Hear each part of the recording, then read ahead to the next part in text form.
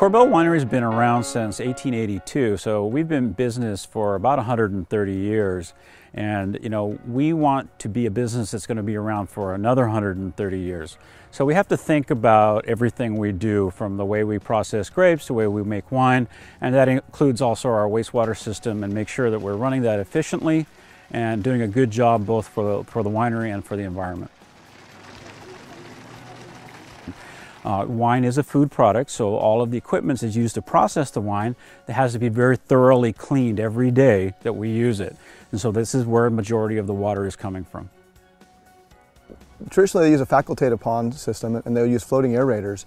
And so they're really not trying to get a whole BOD digestion. You're trying to create a dissolved oxygen cap on top to hinder odors mostly. In a typical winery scenario, the wastewater ponds use a lot of power, and the typical aerators that are used are transferring very little oxygen into the pond. You only have an efficiency of maybe 5 or 7%, maybe even lower. And with this new system we have with the aerators being at the bottom of the pond, we are approximately tripling the efficiency of the transfer. I had received an email from PG&E based on the WET program that was available, and from there I contacted Base Energy. And for free, they came out and did a preliminary study on our energy usage and our pond numbers and our current system, and gave us the information that basically said that if we implemented Glenn's system, it would be about a year payback with the rebates and all the energy savings. So it was hard to pass up at that point.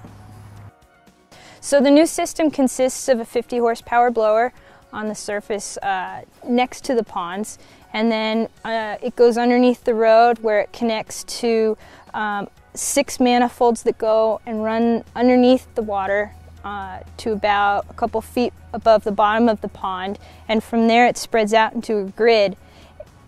In the shed that's right next to the blower, we have a monitor that provides us a readout, and it's connected to the VFD so that we can see that the ponds are maintaining a DO of 2.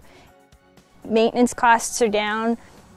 That if we ever decide to expand our production, we could do that very easily instead of, coming up with ideas like building a third pond or, anything like that. We are able to expand much more easily with this system.